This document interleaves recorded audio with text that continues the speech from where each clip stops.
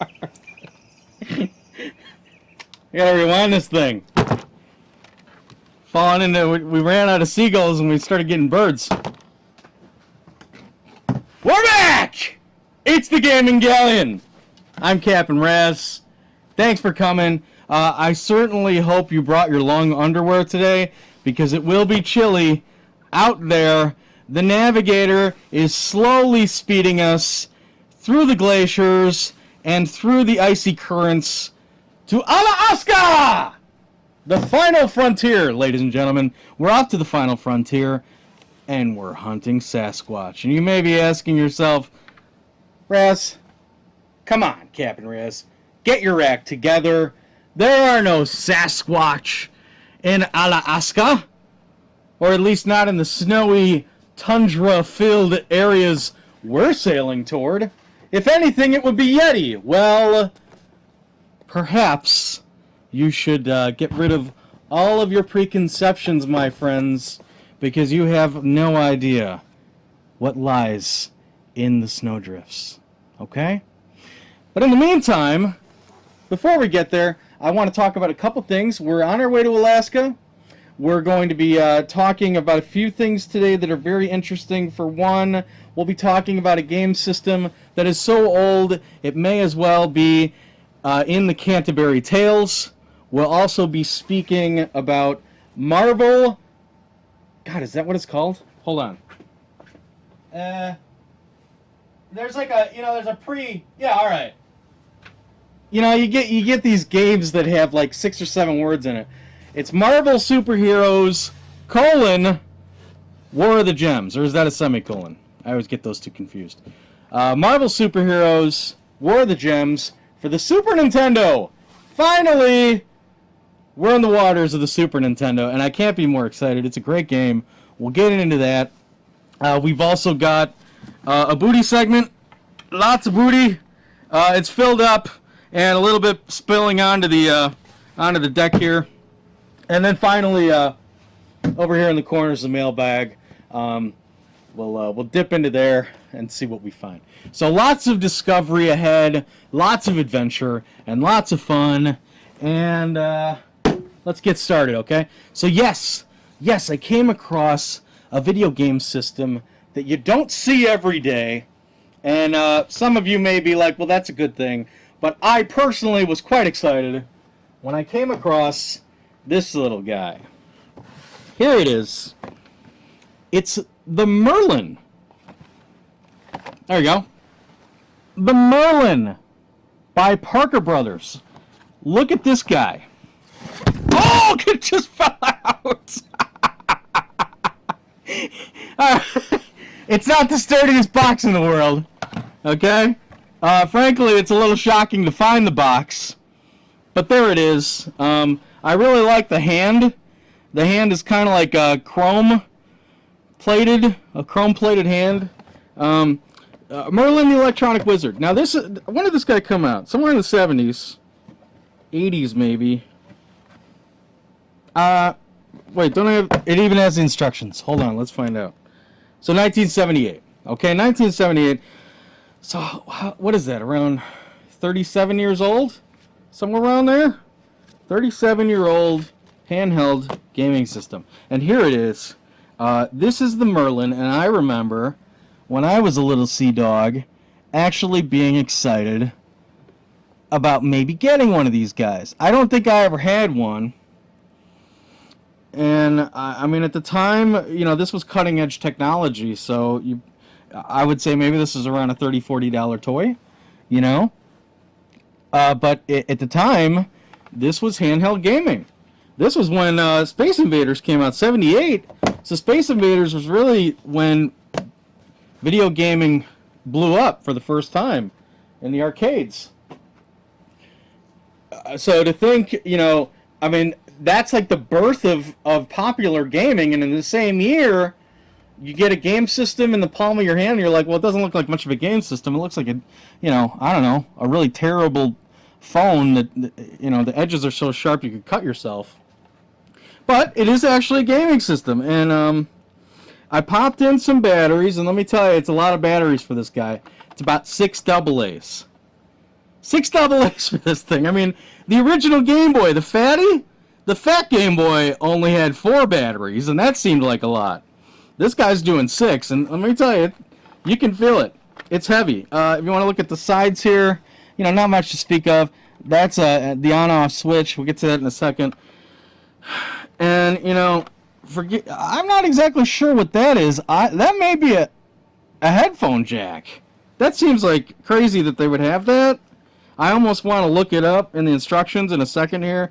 Nice touch on the back. The battery pack actually has some messaging there, and you may not be able to read exactly what that is, but it comes in really handy because this messaging on the back tells you the 6 games that you can play on the Merlin. Now hold on a second, I really want to know. Let me see if I can find that headphone jack thing. I'm going to say no. Oh, yeah, okay, here you go. So that's for an AC adapter. That port here. So I didn't realize that. So you could actually hook this guy up to a plug and not have to do the battery thing.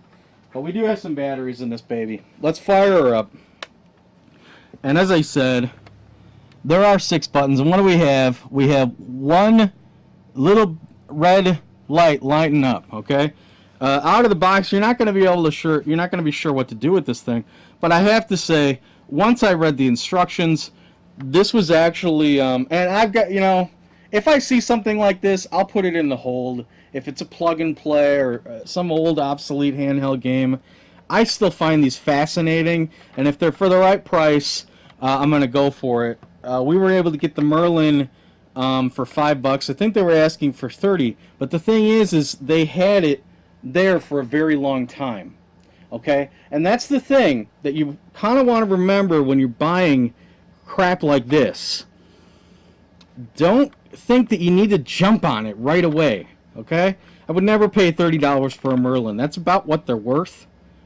I would never pay that because even if it's worth that, there's no demand here. There's no demand. So I let it sit there for months in the cabinet, and finally when I was buying something else, I said to the vendor, maybe we should revisit that Merlin thing. And that's when we took it out of the box, examined it, and he looked at what he could really do with it, and we got it down to 5. Now 5's cool. I'm alright with that. And I'm even cooler with it now that I realize that this thing's actually kind of cool. Here are the games that you can play on here. You got Tic-Tac-Toe, self-explanatory I'd say. Music Machine, which is essentially you can type in some tunes there and then play it back and it'll play for you. I mean, it's 1978. This was a big deal. Echo, which I believe is like memory. Or no, Simon. That's what that's like. That's like Simon. Blackjack 13, Magic Square, and then finally Mindbender. I don't know what Mindbender and Magic Square are. I looked in the instructions. They seem like they were logic-based. But what's neat about this is you got 6 games, and it's almost like they kind of hit every demographic. Tic-Tac-Toe, you could give that to any kid and play. And Echo, pretty approachable stuff. But then you have stuff like, logic games like Mindbender. I don't know exactly what that is. And then, Blackjack. Blackjack 13. They couldn't do Blackjack 21 on this. It's Blackjack 13. You may not be able to see it, but there's actually numbers. So it's just like a phone pad. So 1, 2, 3. So Blackjack would be, let's play a game of Blackjack, shall we? So Blackjack is number 4. Real quick game. New game. Number 4. Okay. So the blinking light is my card. So I've got a 1, and then the dealer is the solid light there, and so he's got a 5. So we're going to 13 here. It's Blackjack, okay? So I want to go hit me. Okay, so now I've got a 1 and a 3, so I'm up to 4. Hit me again. I think that's pretty good. I got a 1, a 3, and an 8, so I've got 12. It's Blackjack. You don't want to go over, so I'm going to stay. I'm going to do computer turn, and that's the dealer. See if he can match me. He pulls a 9, so what's that? A 9 and a 5 together, that's a 14. The dealer busts. Look at me! I'm the richest pirate in the world. Okay? So that's exciting. I mean, I love this thing. It's pretty cool. Again, Tic-Tac-Toe works really well. Very easy to get this guy going. The instructions certainly helped a lot, I would say, for me to learn how to play this thing. But, you know, everything is on the internet these days. So if you see one of these guys for $5, I'd suggest it. I really like it, and I really like the fact that it lights up. You can play this in the dark, and it's not bad. So there's Merlin. Exciting stuff. I'm starting to see the navigator is pulling up to what appears to be a glacier. Just a little bit of ice. So I think we're at our destination. Let's get started with Marvel Superheroes War of the Gems. This is for the SNES, and it's really awesome. And I'd say incredibly underrated. I don't even think that I mean, I've been looking for it for a while before I'd found this. Like, literally a few years. I think I'd heard of it out of nowhere. Let's get started. You're going to be very excited to see who we're playing as, because, again, this is Marvel Superheroes. We'll play this for a while. We'll see if we can find a Sasquatch or two. And then we'll get to the booty segment. Let's get started. Okay, so here we are. Marvel Superheroes for Marvel Superheroes War of the Gems for the Super Nintendo. Okay. And we're in. Yes! Okay, and we're playing as the Hulk here. Poor Hulk. You know, he's been sitting out there getting wet, getting cold. So nothing like busting a few heads to help get the circulation running. Oh! Now out of the box you're seeing Wolverine here. Oh, that was awesome. I dunked him like a basketball. So this is, you know, this is a cart-based game, so obviously they're going to make some shortcuts. So Wolverine is playable in this, and we may get to him later. But you're going to notice a lot of good guys who are acting like bad guys. Like, that's Hawkeye there, I believe. Oh, jeez. Not usually a jerk. I probably shouldn't have picked Hulk here. That's okay. That's okay. I know I can handle this. This is my kind of game. And it's not the first time I've played this guy either, so we should be alright. But the reason you're seeing good guys fighting good guys here is they're clones. You know, this is a beat-em-up, so you always get to see the guy's health. And you'll notice instead of just Wolverine, it'll be like E-Wolverine. Lots to smash up in this game. And this was made by Capcom in a time when Street Fighter was king. Okay, Street Fighter 2 changed... Oh, my God. Can't believe I fell for that. Look, are those bunny rabbits? Now, I don't know everything about the Marvel Universe. Some people may be like, well, of course I know who that guy is. And Captain... Oh, that was awesome.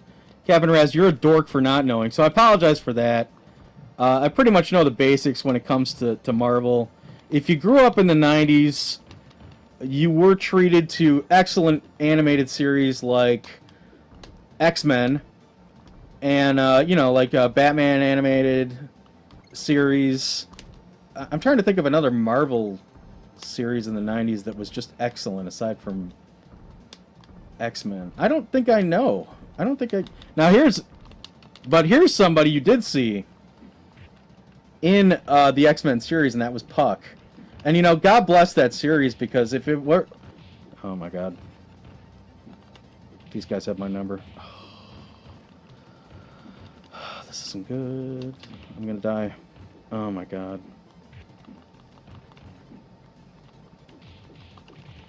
No! That's not good. Alright, well, luckily we have some backup here. We're going to head back into Alaska. And we've got some people to choose from. It's pretty awesome people at that, I would say. It's a nice selection here. And I think I'm going to go with Wolvie. I'm going to go with Wolvie. And this being... now here we have some items to choose. I would love to use this gem power item, but I can't operate it. And I'll get into exactly why that is later. Don't worry, that's probably not the last we'll see of the Hulk. Unfortunately, I didn't get to warm up today, and I really should have for this, because this is 16-bit era. You know, this doesn't screw around.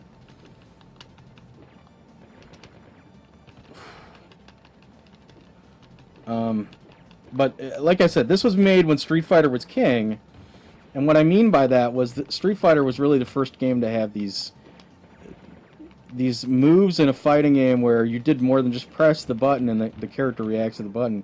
You'd actually have to do some sort of motion with the D-pad, with the directional pad of the joystick.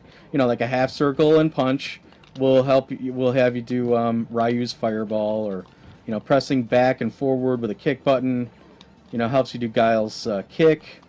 Oh, jeez. Take the health and then fall in the... That was ridiculous. Now, this is a nice feature, is everybody plays differently, so Hulk had a little more trouble getting up there, but Wolvie, you know, he can take these things like a champ. In fact, can you reach there, Wolvie? You can. Sweet. I don't really know what's up here. Hopefully, awesomeness. I believe that's full health, but it's full health for someone who's back at headquarters. So it's not really helpful for us now, but it may be in the future. I think I just killed Martian Manhunter. Now that was one thing that surprised me about this game, was I know Martian Manhunter. He's like this... Wait, is that DC? Well, that is DC. So who are these guys? You'll see them later. We'll fight them, and you'll be like, is that... What's up with the Martian Manhunter haters? Oh, that was good. That's nice. Now that R, that's a revive power-up. And so when we get back to headquarters, we can revive the Hulk. Wow, that was really helpful. I'm glad we went that way. Should have played Wolvie in the first place. But yeah, there's some different commands here. There's Wolverine here, as you can see. I'll do it for you. He's actually got a dragon punch. Uh-oh, what do I smell? What do I smell? Is that the wet fur of a Sasquatch? Oh, yes it is, baby. God, I hope I don't blow this. Ah! Okay, that's cheap. Come on down. Come on down, dude. Where are you? I'm going to play defensively, Sasquatch. I know you're not to be screwed with. Whoa, whoa, whoa. There it is. Oh, come on. Come in here. Come into my lair, sir. There we go.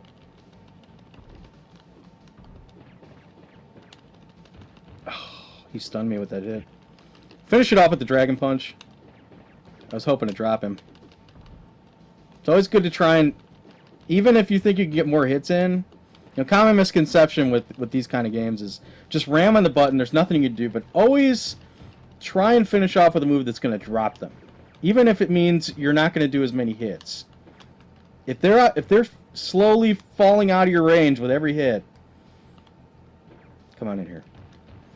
Always use a reliable move that will drop them. Because they can't counter if they're on the floor. Oh, I'll be cheap. I'll be cheap all day, Sasquatch. Oh, jeez. That's rough. Come here. Come on, baby. Now, Sasquatch and Puck, who was the guy who killed Hulk, those guys that killed Hulk, they're from Alpha Flight. And I would have never known anything about Alpha Flight were it not for the 90s X-Men game. Alpha Flight, I think Wolverine was part of them in Canada. Like, Alpha Flight's kind of like the Canadian X-Men. And frankly, they're pretty awesome. That Sasquatch is usually a good guy. Everybody we're encountering here is an evil clone. Just keep that in mind. Alright, I got the gem. Where are we at? I just want to keep an eye on the time. I think we got about 5 minutes to play. So let's, I want to do Dr. Doom's Castle, I think. Let's do that last. Let's do the Amazon. Yes. And we'll go with Captain America. And we will revive the Hulk. And Captain America's at full health, so we're not going to need any of these, but we will take the gem with us. You complete a level, you get the gem. Okay? Now what's this gem do? Rules of reality.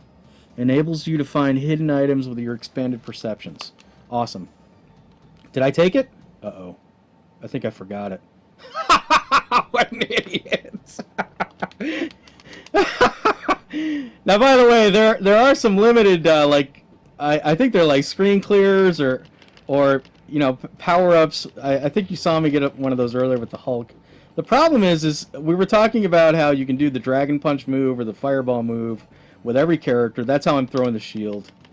Is I'm doing a Fireball move, or the charge, the charging star. I think I do with a Fireball. I can throw my shield with kind of a forward attack move. You know, kind of akin to a lot of Mortal Kombat special moves. But the one to lady, come here. God, is that She-Hulk, by the way? It certainly seems like it. Whew. Well, nice little air juggle there. That's the Martian Manhunter wannabe I was talking about. I'd love to know who that really is. Because Martian Manhunter, I could have sworn he was DC. He's got to be. Yeah, because he hangs out with like Spider-Man and crap. Superman and crap.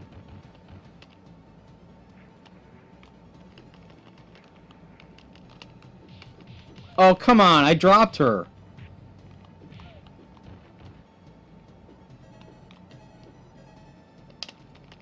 Oh, that was close. Shield to the face.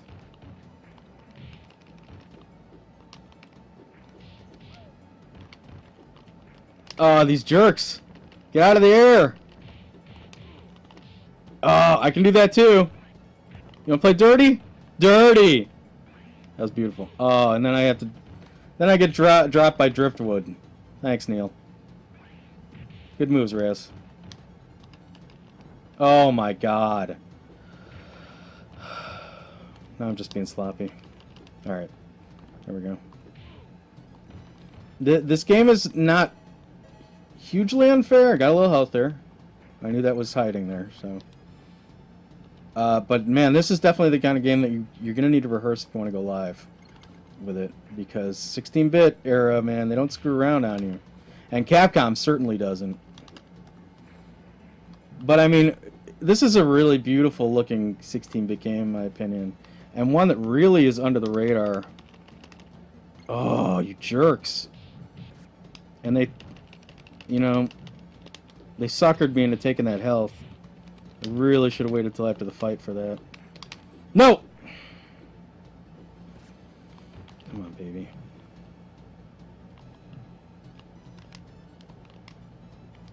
I got him. Oh my gosh! Get up. Oh, that's so cheap. They're working as a well-oiled machine here. No! That was totally my fault. I should have got out of there. Alright, it's just him now, so we're good. That could have went a heck of a lot better.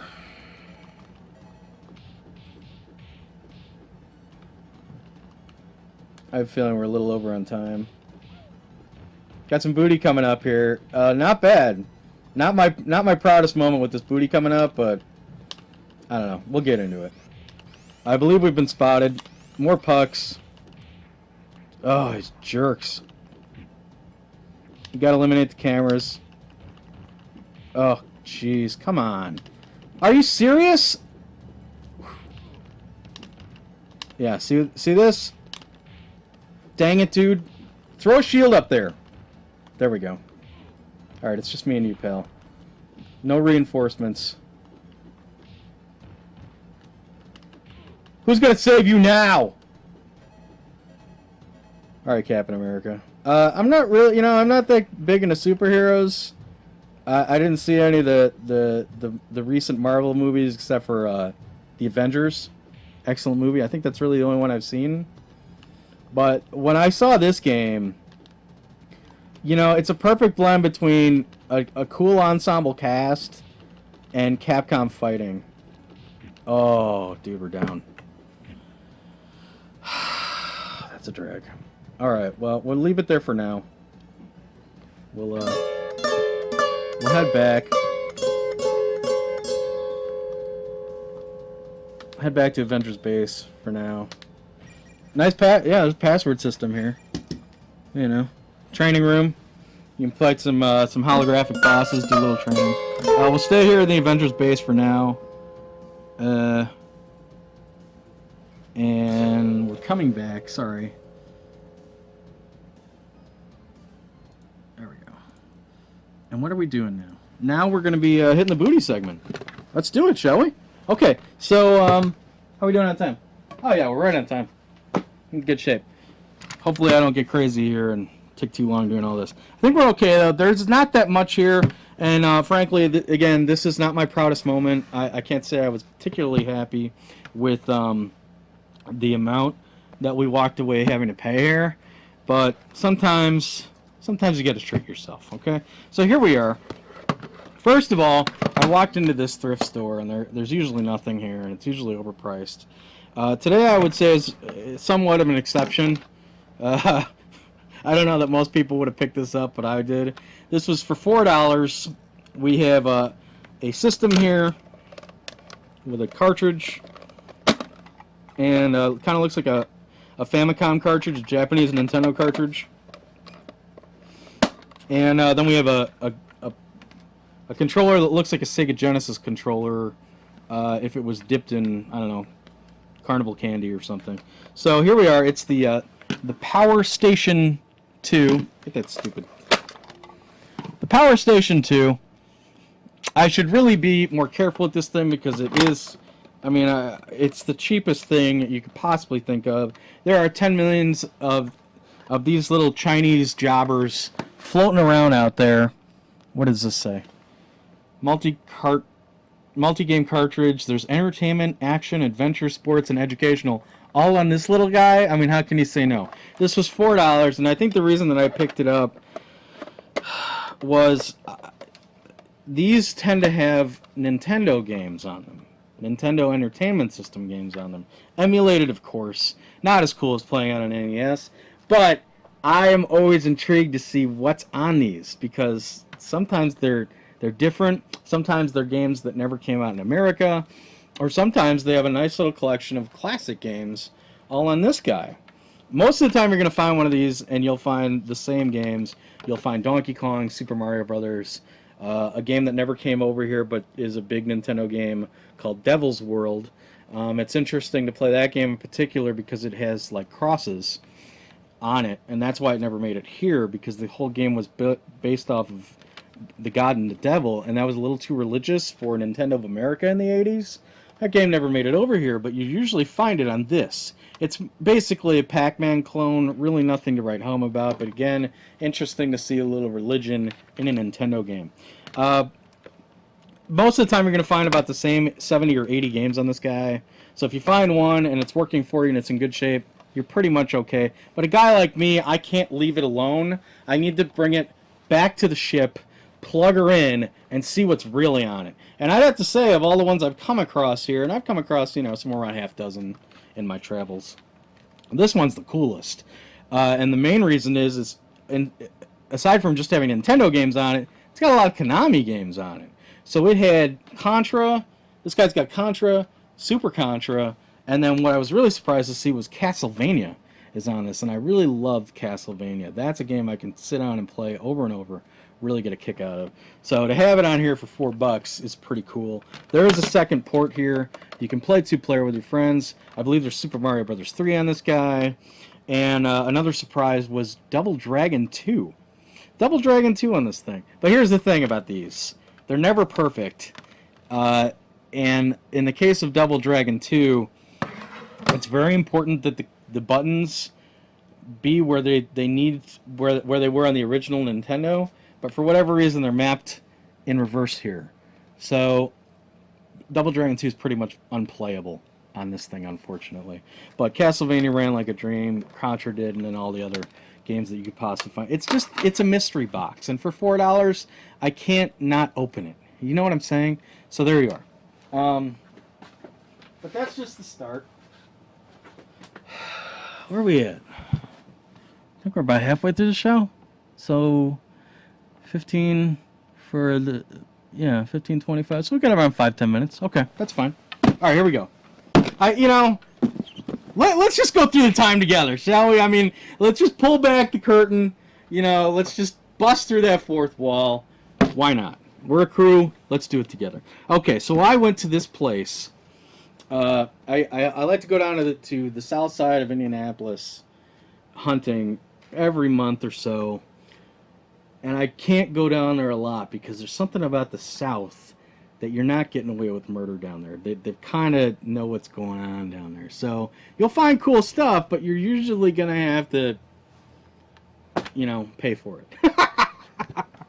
I mean, you always have to pay for it, but if you're going to try and walk out of there figuring out a way to eventually spend nothing, maybe sell a little bit here and there, and walk away from nothing, it's a lot harder in the south of Indianapolis.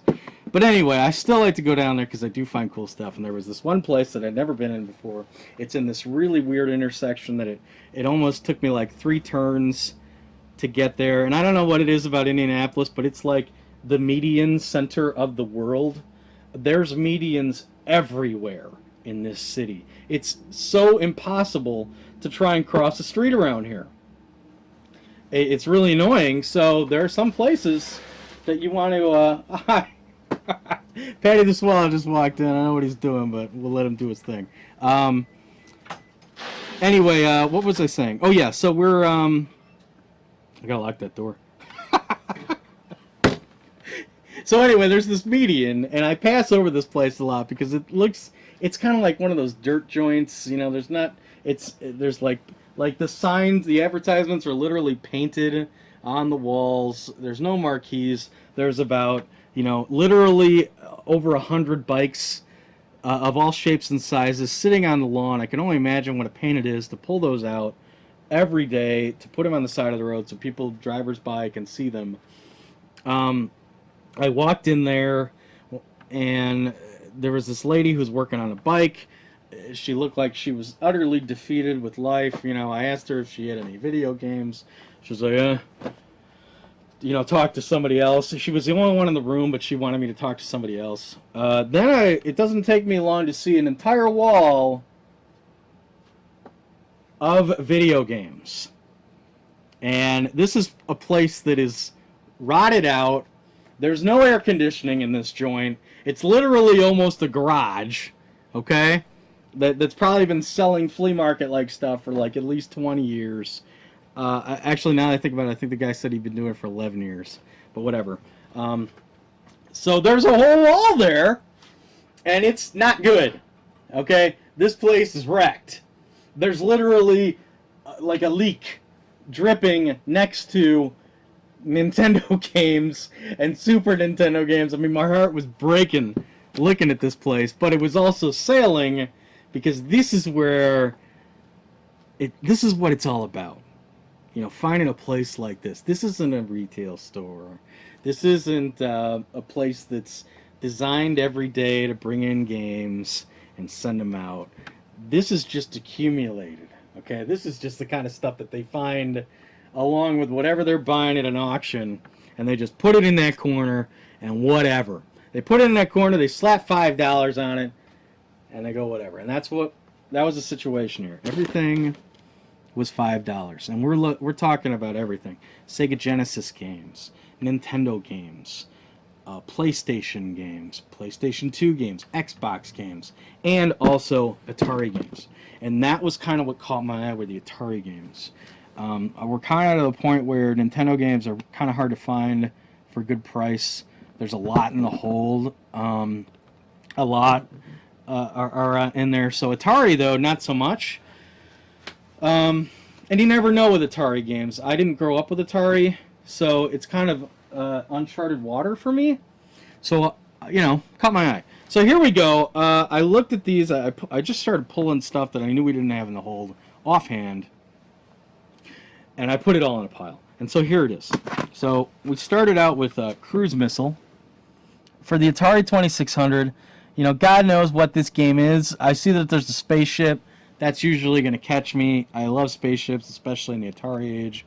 Space shooters were saturated on that system, and back in 82, that's exactly why the entire market crashed. Everyone was doing the same thing. But, you know, if a guy like me who likes shooters of all shapes and sizes, I'm totally in. So who knows if this is good. I especially love the white and purple here. What is this, 84? Somewhere around there? Doesn't say. I believe this is around the 84, though. So this is your Atari 2600. Another Atari 2600 game, Coconuts. This is a relatively common game. Cruise Missile I've never seen. This one I've seen a couple times and passed on. You know, you're usually seeing this guy for around $6. I was hoping if I pulled all the games that we didn't have, even though he was doing a flat rate of 5, maybe we could get that pared down a little bit. You know, we're doing the bundle here. Okay, so Coconuts, you know, if anything, you gotta love the box art. You got a guy running through a jungle, monkeys throwing coconuts at him, and he's got an umbrella. You know, whatever. Frontline. Frontline was an arcade game. And you know, it's very akin to Commando, top-down shooter, although frankly not nearly as good. And I can only imagine most arcade to Atari 2600 games are pretty bad ports. Pac-Man's a fine example, terrible port. So I'm not really holding up a lot of excitement for this one. But again, we didn't have it. I was going for bundle here, so. What else do we have here? Congo Bongo. Congo Bongo was made by Sega, arcade game, and you know, let's take a look at these two guys. We're back with Coconuts here. Again, it's a guy in a jungle dealing with monkeys. They're even wearing the same pith helmet. I mean, I really feel like these games were riding on the coattails of Donkey Kong. Congo Bongo was good though, especially in the arcade. I'm interested to see how it is on the 2600.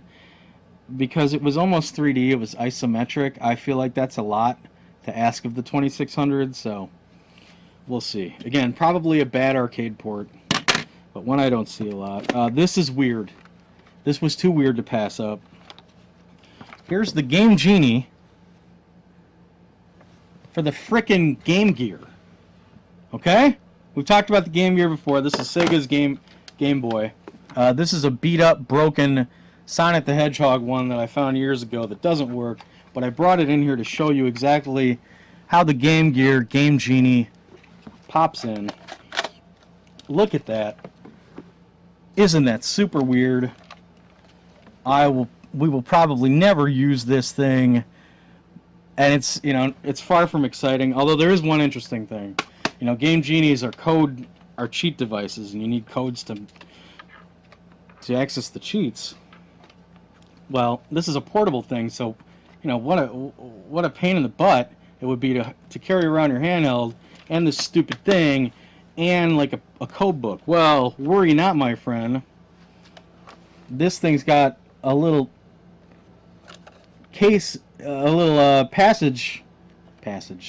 compartment that holds the Game Genie code book. And I think that's really what grabbed me, was the fact that, geez, there's black mold all over this thing. I think I'm going to get mesothelioma from this. But, you know, all the codes are in there. Now I can finally play Joe Montana football, which we have, and, you know, and it'll be an infinite timer. So I can just play a crappy, you know, Game Gear sports game forever. Huzzah. Okay, so there you go, the Game Genie. Game Gear Game Genie. Here's a real weird one. Texas Instruments was a computer that competed with the Commodore 64, and we actually have one in box, in the hold, and there are a couple games for it. It's an old enough computer that you can literally plug it into a television, and then it's got a cartridge port. So it's basically a console, if you were to hook it up. Now I have a reason to, because this we tracked down Parsec.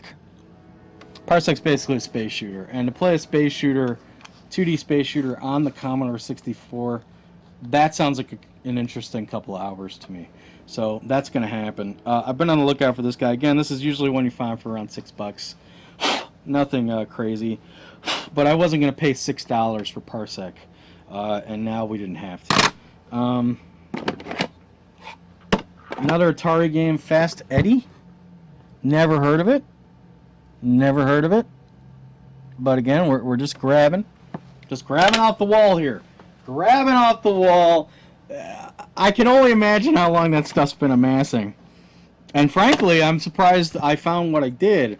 it was not nearly as picked apart as I would have. Some of these Atari games, including the one we're about to show, definitely I think would have been picked apart by somebody who cared about this stuff, but maybe I'm the only one who does. I don't know. So this is exciting. I'm pretty excited about this. Definitely one of the coolest Atari games that's going to be in the hold, I would say. And it's Atari, for the Atari 2600, Masters of the Universe, The Power of He-Man. If you grew up in the 80s, you fell into two camps. You were a kid who watched Transformers, or you were a kid who watched G.I. Joe.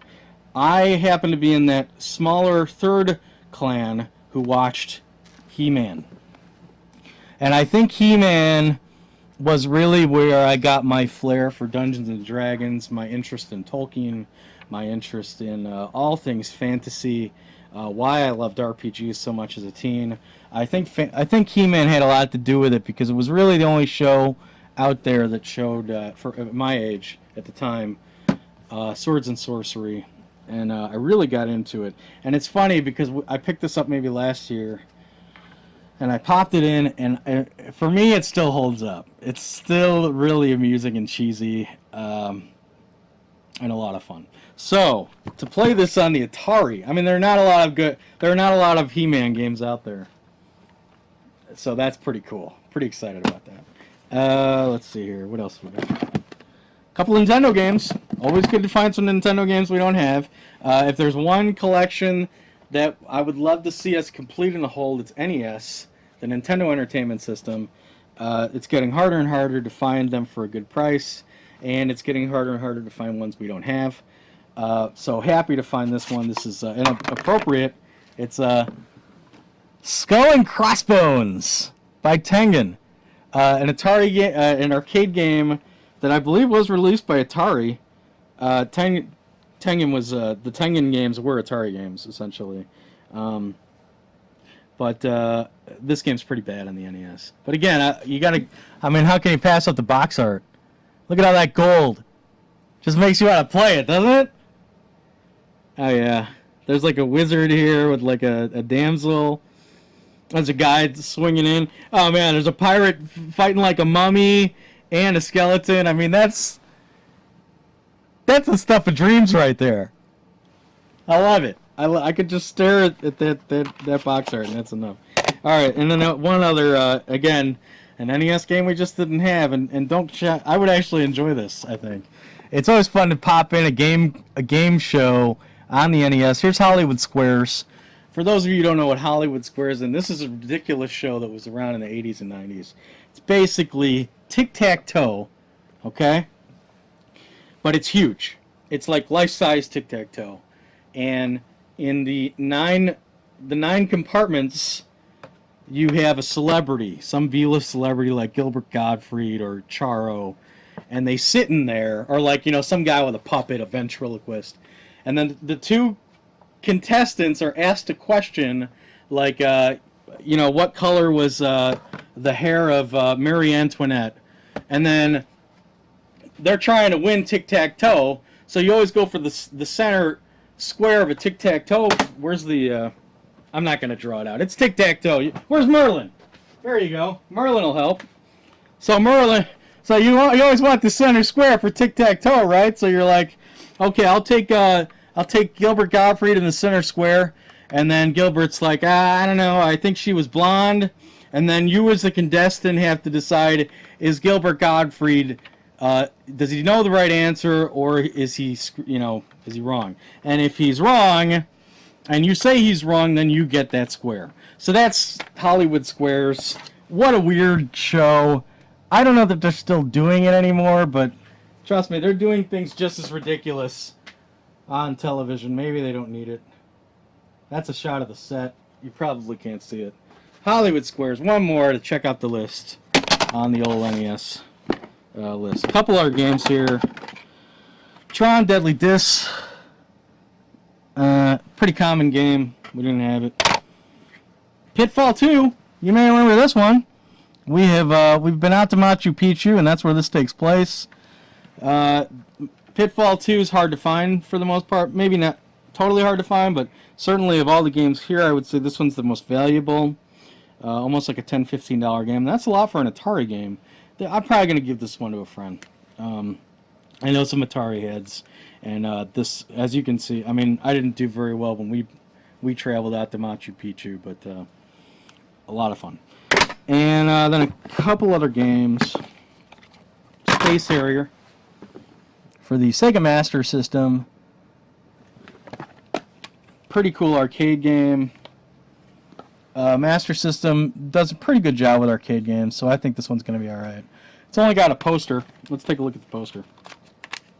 No instruction manual, that's a shame.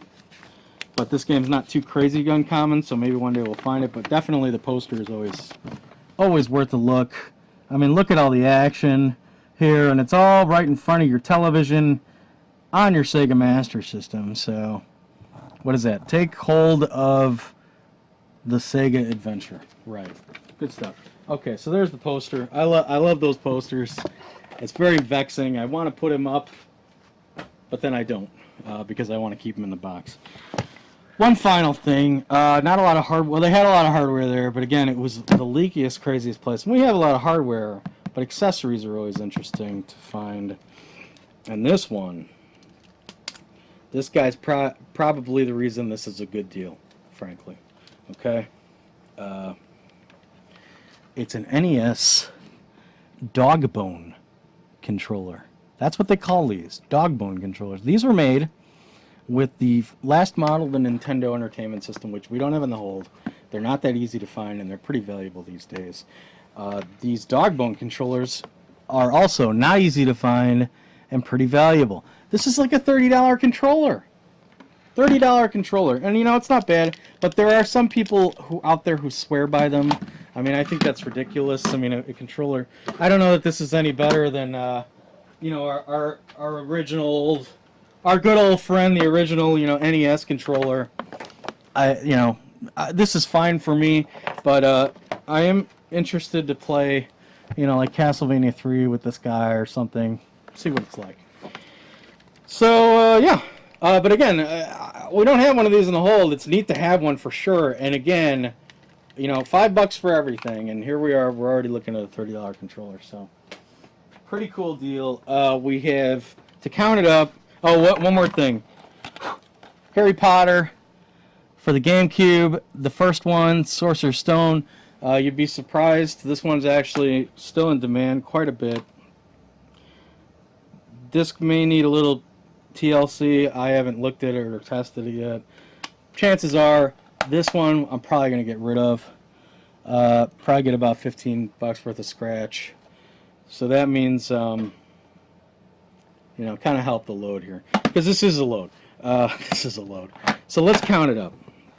One GameCube game. 2 Nintendo games. That brings us to 3 items. The dog bone controller. That's 4 items.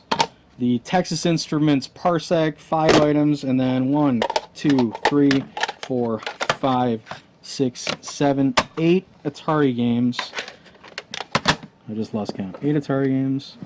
9, 10, 11, 12, 13. And then the Game Gear, Game Genie, brings us to 14. 14 items, $5 each. I asked him what he could do. He said he could do 50. $50. That's not that good. You know, Atari games. That's really gonna bring us out to about $333 an item. Okay, that's really good when you're talking a dog bone controller. It's not so good when you're talking about, I don't know, Frontline for the Atari. So I think if we sell Harry Potter. After, you know, online retailer costs and shipping, we'll probably get about $15 left for that. So that's 35 items for $35 for 13 items. That's going to run us somewhere around $250 an item. Again, great for things like the dog bone controller and the NES games. I'd say in general that's not bad. Most of these Atari games are not that easy to find, especially He-Man. So there it is. That's what we got this week. A lot of fun stuff. You know, what are you going to do? Sometimes you just got to go for it and, you know, eat a little cost. I'm pretty happy with it, and things like the dog bone controller and the Nintendo games are always appreciating. So I think in the long run we did pretty good here. Okay. Oh, that was 15 items. 15 items. Sorry, I forgot about Space Harrier. So there you go. Okay. Let's get back to Marvel, shall we? I really hope that I didn't screw us by going into the trading room. I have a feeling we're going to have to fight a holographic monster, which I didn't mean to do. But let's head back to it. Marvel Superheroes for, what is it? Marvel Superheroes War of the Gems. God, it is so hard to remember what I'm supposed to say for this. It's a mouthful, you know? It's a mouthful. All right. So, can I just check the password? Because maybe that'll get us out of here then. There's a password system, which is nice. Can I get out back to the map? Oh, thank God. All right, good. So what else do we have? The Boston Aquarium, Dr. Doom's Castle. I think we're going to do Doom's Castle. Yeah, that seems pretty cool. Yes. And, oh, man. Iron Man. I know some of you people are hating me for not playing Spidey. Give me the reality gem. I don't know, maybe we'll have time to take him through the Boston Aquarium.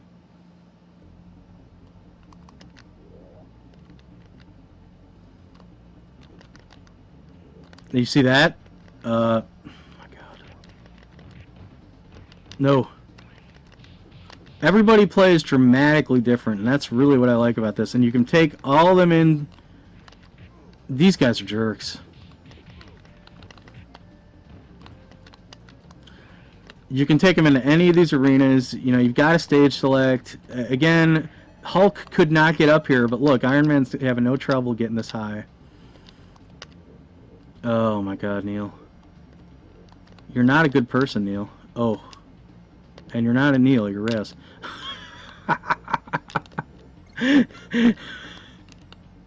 Alright, here we go. No! Oh, God, that was close. Dude. I know what to do. No, that's not good. I was trying to blast him with my... But, you know, again, trying to do... See that? It seems like it's easy to do, but... It's not... It's not, because you're doing Street Fighter moves, so you better be good at it. That's pretty awesome. Iron Man's the only one who can do that, and that's a pretty overpowered skill. Oh, I tried to do it on the ground. You have to... Oh my God, this isn't good. Neil? Raz? There we go. Come here, you jerk. Yeah! Oh. You got any health? Could use some health. Puck! Oh. Can I avoid him? Oh no.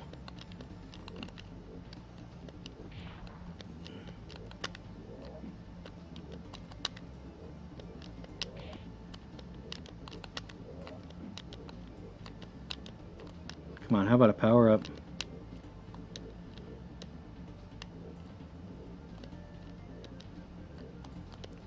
Oh, jeez. Where are we going? Oh, this is it, dude. Final showdown. Dr. Doom. Now, we saw that training room option earlier. It's pretty cool back in the Avengers base. You can fight holographic versions of guys like Doom. This is pretty sad, though, because Doom's pretty clown shoes. I mean, come on. I know Iron Man's, like, rough, but he shouldn't be this rough. And I'll cheap it out. Look, I'll cheap it out. Alright, we've only got one shot at this. And that's it, I got him. We'll tool around with Spidey just for a minute or two. Because we're kind of wrapping up here. Yeah, alright, man. I know, you're leaving. You're leaving. Clearly we're gonna have to fight Doom later. But that's it for now, and we got another gem out of the deal. And that's another nice thing about this game is you earn these gems, and they dramatically change what you can do in the fight. The reality gem, the one we have, isn't that great, I would say. What's this? The Amazon? Let's do Boston Aquarium. Spidey.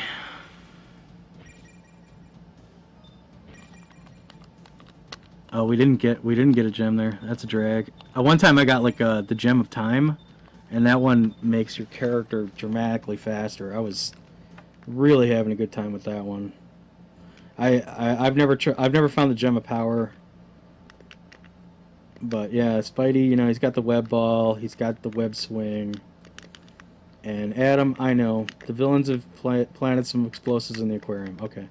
Alright, I know. This is a particularly tough area because, as you can see, they're flooding the Boston Aquarium. And, I mean, I don't know. What is this, Jaws 3? Why are we underneath the water like that?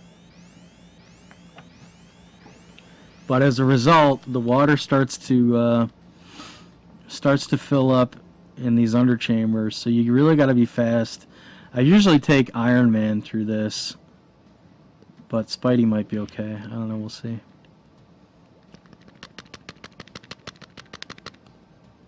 Cool thing about Spidey is he does stick to walls and ceilings. Oh jeez. And you can see there's an air gauge there.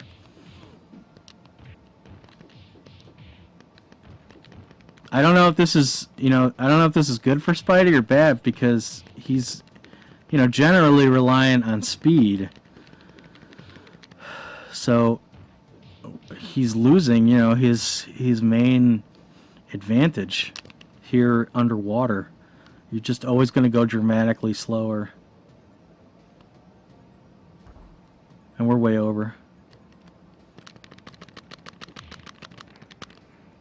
But here's the problem with this game is I want to keep playing it.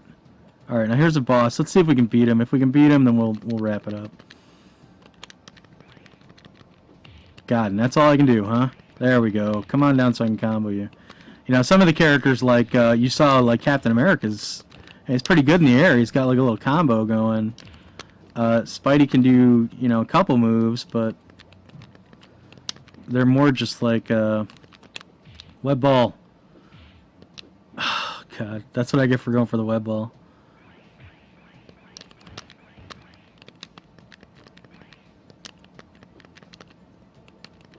Oh, I knocked him to the ground. Combo him. Oh, come on. I think I got it. I mean, clearly I got him, but the problem is the air. See what I'm saying? And I didn't mean to do that. No! Oh, Spidey, you're going the wrong way, dude. You're going to suffocate. And it's all my fault. Well, it's kind of your fault. I mean, I can't believe he can't air combo. Die! Go. Go, Spidey. You gotta go, dude. Dude, you gotta go! Alright, I think we got it. Luckily, there's that power up there. Yeah, we'll be okay. Alright, let's leave it there. Spidey got out safe, for the most part. But, we're gonna have to go. It's all she wrote for Marvel Superheroes War of the Gems. Excellent game. Really underrated. It's kind of a sequel, believe it or not. There was X-Men Mutant Apocalypse for the SNES. That one's a lot more common, a lot cheaper. If you're interested in this kind of game, I would suggest starting there. I'm happier with this roster. I think that's why I like it, because you're getting characters from different Marvel universes, whereas in X-Men, I think you had Wolverine, which is in this, Psylocke, Gambit. Cool that Gambit's in there. Beast was really neat in that, and it's not It's not Nightcrawler. It's not Colossus. It's not Storm. I don't know. There's 5 characters. Who am I forgetting? Cyclops. How could I forget Cyclops? Right. So yeah, cool games. Great fighting engine there. It's really neat that Street Fighter moves are a part of it. Definitely suggest it. This one's certainly better because it's got a better roster, and it's also got a stage select. The first one didn't. So yeah, X-Men Mutant Apocalypse and Marvel Superheroes War of the Gems for the SNES. If you're looking for a good SNES game, I suggest it. So there you go. Let's get to the mailbag. We're running a little over. What else is new? What else do we have in here today? We have Mario Galaxy official soundtrack, a boxed amiibo, Ike. Remember when these were like gold? I wonder if Ike's still gold. Who knows? What we got in here? A lot of bills. Oh, a Pokemon card. Yeah, I think pretty sure this is in here already. This is Mario Tennis. We're recycling mailbag stuff and a sealed deck of cards. All right, mailbag or piece of mail. Let's check it out. What do we have here today? Cap and Raz. Oh, this is from our good friend Captain Tyson out in the USS Cincinnati. Another comrade in arms. Thank you for another letter, sir. He's the one who was nice enough to send us the old Jolly Roger. How about that, huh? All right. So what's he got to say today? Captain Raz. I'm a big fan of Activision's Spider-Man 2 for the PlayStation 2. Great game. Although the story was short, the open world gameplay and the fact that you could swing all over the city and do a bunch of random encounters that kept me occupied and entertained long after the last cutscene. Right, I agree. I am curious, however, in your expert opinion, you flatter me, sir, what is the best movie to video game tie-in ever made? Thanks for all you do and keep up the good work on the show. Sincerely, Captain Tyson of the USS Cincinnati. That's a hard question, my friend. That is a hard question, Tyson. There are surprisingly a lot of really good movie tie-in games. Offhand, what really comes to mind for me, at least when we're talking about companies that do them right, is Rockstar. Rockstar made a couple of really good ones that I think break the mold. What I'm talking about is the Warriors for the PlayStation 2 and Xbox, and the Italian Job for the PlayStation 1. Now these games aren't particularly sought after. Well, I guess the Warriors still got a pretty good demand. But what I like about those two games in particular, and Rockstar in particular, when it comes to movie tie-in games, is they had the cojones to make games for movies that were made 25 years ago. The Italian Job is based off of a game that was made, somewhere around the turn of the century, and it's based off a movie in the 60s. The Warriors was made somewhere around 2005 or so, and that was based off a movie in the 70s. I mean, these are movies that I'd never even heard of before until these games were coming out, and that's what drove me to go and see them. And lo and behold, they were excellent movies. It made every bit of sense that they would take the time and effort and money to make games based off these properties. And I would think that would probably be a smart move financially, because who cares about these properties? So I love that Rockstar took risks. An Italian Job, man, that's a game we'll play one day. It's a racing game. It's really not worth anything, and I think that it's because it's a racing game. That market's so saturated. The Warriors, on the other hand, does hold some demand because when they were pulling it out, when they made it, it was in a time where beat 'em ups like this, like Marvel Superheroes, were unheard of, and they're like, we're bringing them back, baby, and we're bringing them back in a way you've never heard of. Gangs running around Coney Island in the 70s.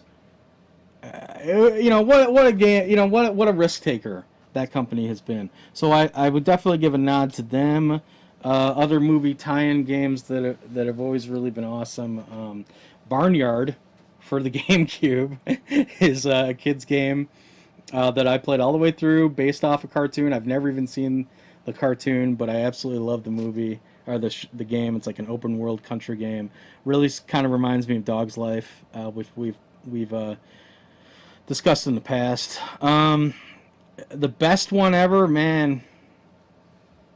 That's incredibly hard to say.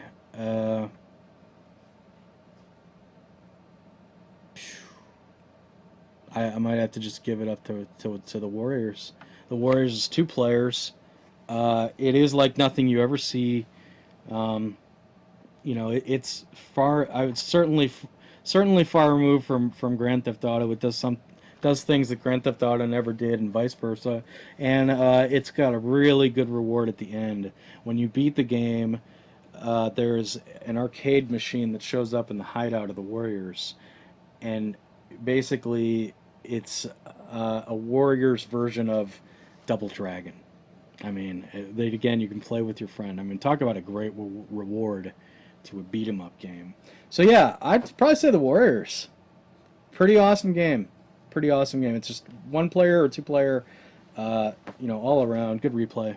So I'll give it up to the Warriors. Thank you, Tyson, for the articulate question. I really appreciate it. You have no idea, what a relief it is for me to open the mailbag and see something in there. It's the one thing that I depend on you guys out there to take care of. So thank you very much. If you do have a question for the mailbag, like Tyson here, you can send it to gaminggalleon@gmail.com.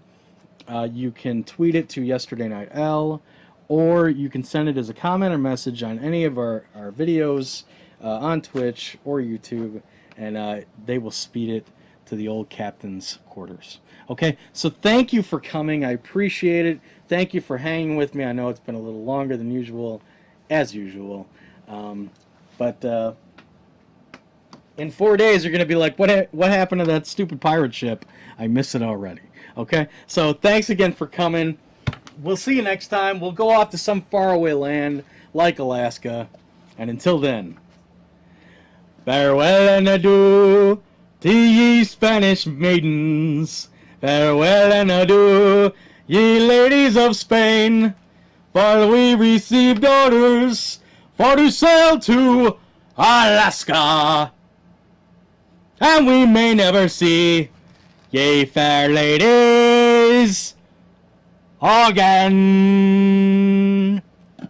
Oh.